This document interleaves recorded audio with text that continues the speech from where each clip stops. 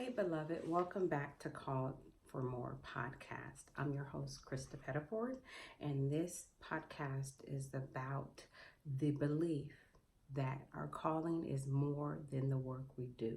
Our calling is an invitation to have a relationship with God, to find and walk in our true identity in Christ, to also do the works He's called us to do, but then, and so important, and sometimes we forget, to win in life. If you're doing all this stuff and you're running and you're not winning in life, if you're not getting the victory, if you don't have joy in your life, if you don't have some wins, then you can get hurt, you can get tired, you can get frustrated.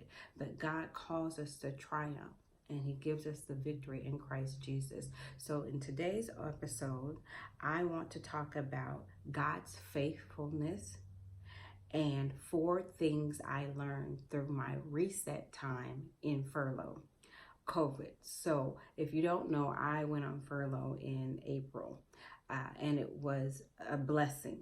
I had time to reset. I had time to rest. I had time to be refreshed and revived in my spirit and just to refocus. But those are not the things that I learned about God and His faithfulness, that God is faithful through it all, and that whatever you did during your time, I hope, and if you're still on furlough, if you're still not working, or if you've worked through this whole crazy COVID thing, I hope that you have some takeaways, some lessons, some things that God has spoken through you. I know people that worked through the whole thing and haven't had any downtime, so their life has been crazy because they're dealing with all the different things that dealing with the pandemic in a place where you have to have personal protective equipment in place brings. But I hope even they've learned some things. And if you're one of those people, I hope that you've learned something. If you lost someone, I'm so sorry for that. If you've gone through something, I know people who have personally who have been affected, but no one close to me. And so, but I've walked with people through some things. And so I just want to tell you that we do know it's real. But if you're one of those people that have had time to think, or that have used this time to your benefit, that was given to you, that the Lord put us all on lockdown and shut out. Some of us longer than others. Some of us didn't have to go to our rooms, but I had to go to my room. I was on a furlough, and it was just what I needed after working for 22 years and having children for over 30 years, and then working full time for over 2 decades straight, without any long-term vacation. And so these are the things that I learned. I learned how to get my freedom back. I learned how to forgive. I learned how to focus, and I learned how to finish things again. And let me tell you what I mean as I get into each one of these. I learned freedom from busyness, like all the things that I thought I had to do, that I thought were important, that I had put on my plate. I began to take things off of my plate and just to rest and reset, and to really value the things again that are important to me, that really matter to me, and not so much what people have wanted me to do. And not that I don't want to be responsible for the things that I have said yes to, but some of those things have become a no, and too busy, too afraid to quit something because I hadn't evaluated it. So I needed that time to see what was right and best for me in the next season. And I found that busyness was a problem, and I had to take things off of my plate, and that gave me back time and rest and peace, and I'm not in so much of a hurry all the time. Freedom to get back to being myself, just being me, not what I do. Even the change in the podcast and the focus on the podcast came from resting and realizing that I was missing something in life. I had all this stuff about do and becoming and all of that, but am I winning in life? Am I happy? Am I satisfied? And we don't always get to be happy in Christ, but we get to win and we get to have victory and we get to have joy. But winning in life brings that happiness. Doing the right thing brings that happiness. And we can even be happy when we suffer in trials, which doesn't feel good, but it makes you happy that you're doing the right thing and that you're obeying God. And so I found that getting back to myself and knowing what made me happy, what gave me the victory, what gave me wins in life, freedom to try new things and even to fail, even if I failed, I wanted to try new things, and freedom to be honest with myself about what I really want. So it wasn't just freedom from things, it was freedom from busyness, but freedom in myself and freedom from doing too much. And then when I got that freedom, I was able to focus on one or a few things. Freedom brought clarity, and clarity brought freedom.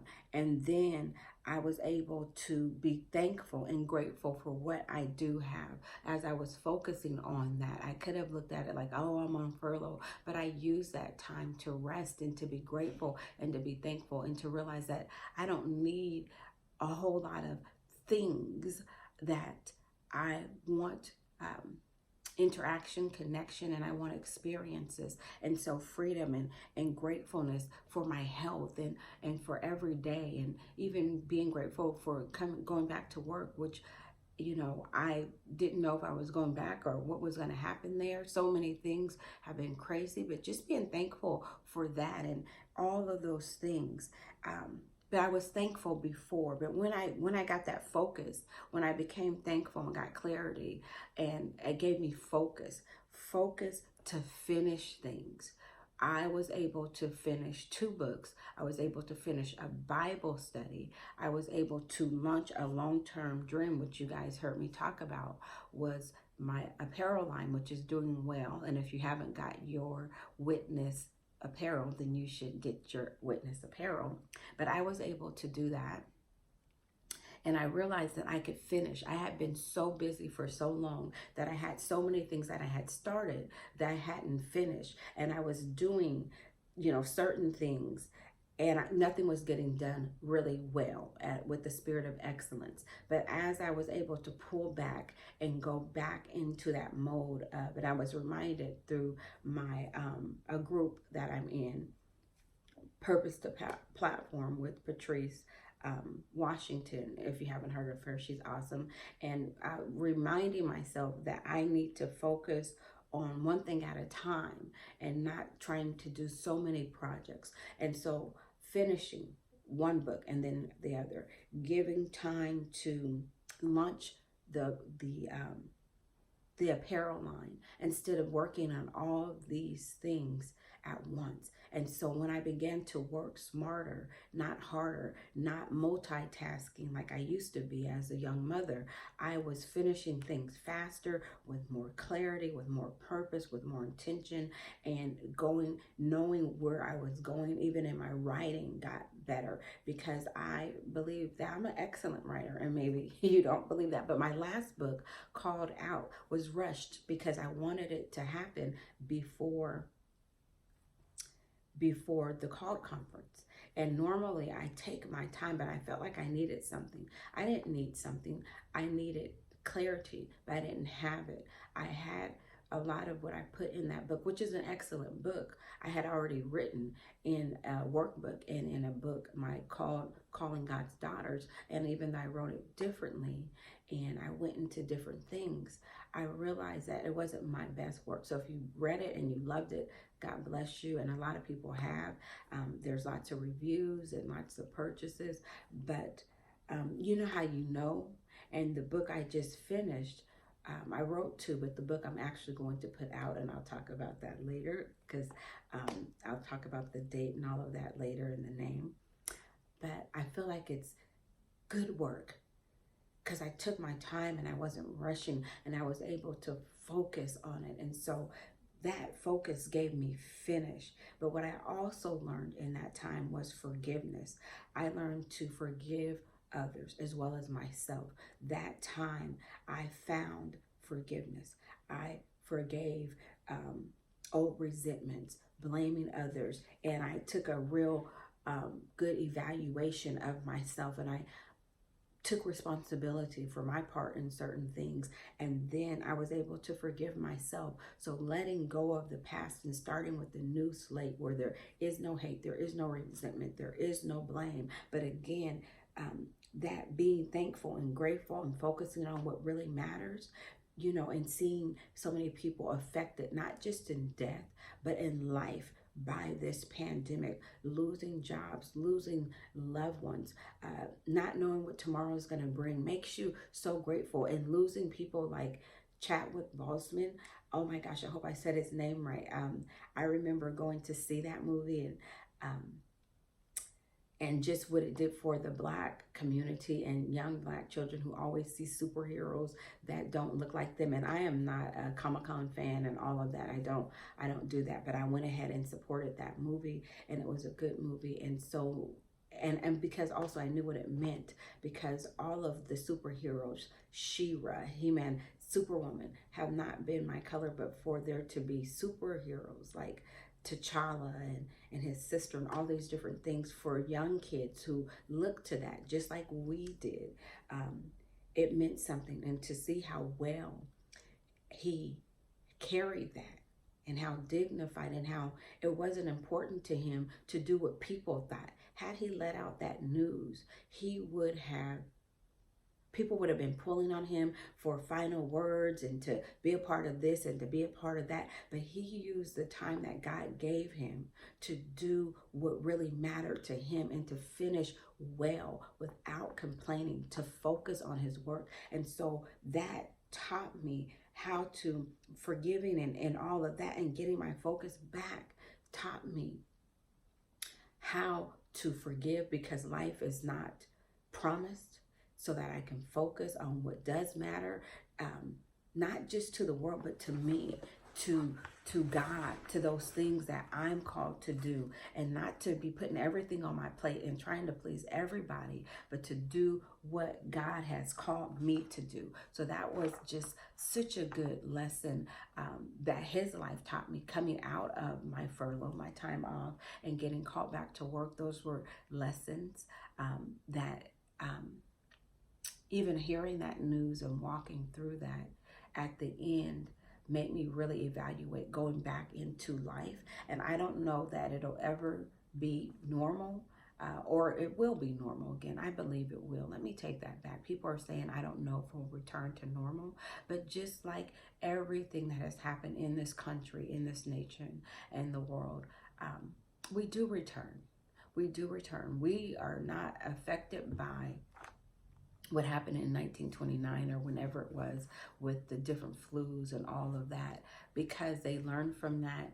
They started vaccines. They grew from that. We grew from that as a nation, and we were living normal despite everything that happened. Even the crash of 2007 that happened, we came back to normal after a couple of years. And what that looks like and how long we have to wear masks and the new normal, that will go away, and we will not be wearing a mask, be a mask wearing society. We will figure it out as Americans, as people all across this nation and the world. We are smart. We have God-given focus and intelligence, and those people who are working on that will find a vaccine, and some will take it, some will not, but we will return back to that time if Jesus doesn't return for us first. And so going into that, when I realized I didn't know what I was going to do this week because I'm back at work, but what happened to me on the first day of work heading in, I used to be rushing all the time and late or barely making it in. And I got in my car and I had plenty of time, and I felt that rush in my spirit driving close up to the, what is it called? To the steering wheel, because I'm, in a hurry and just dashing out. And I started that and I said, slow down. You have plenty of time. And when I slowed down and sat back in my car, and I slowed my foot off the gas because I didn't have to be in a hurry, I realized that it slowed my spirit. My thoughts weren't racing. All those things were gone because I was no longer rushing, because I had taken things off of my plate. I wasn't carrying around resentments and things swirling in my head for things that people had done with me, to me, or all these things that we carry. I was focused and I had freedom.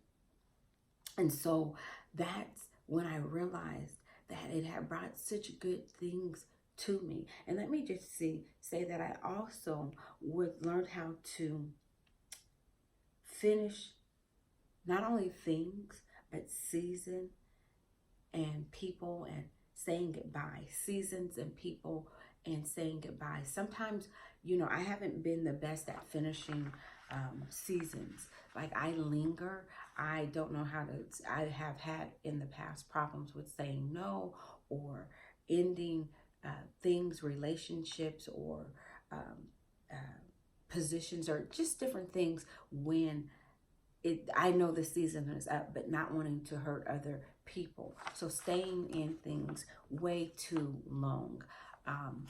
And learning how to do that. It made me look at myself. And let me just go back to being honest with myself before I go. Just in being honest with myself, being honest about what I really want, being honest with myself about my shortcomings, and really working on those. And even as I have focused on that, and I know where I need to, the things I need to work on, when I see myself acting my consciousness, when I see myself acting against my consciousness, against what I know, that I'm not being honest. Because when I say being honest with myself, not just being truthful in that conversation, but saying, hey, this is not right. You need to fix this. And so when I act against what I know is not right, which is not good for me, which is that thing which is working against what I really want in life, then I can stop myself and say, no, sis, you have to fix that. That's not gonna work. That's not what you want. That's not what you're trying to accomplish. You're saying something and you're doing something that doesn't line up with what you really want.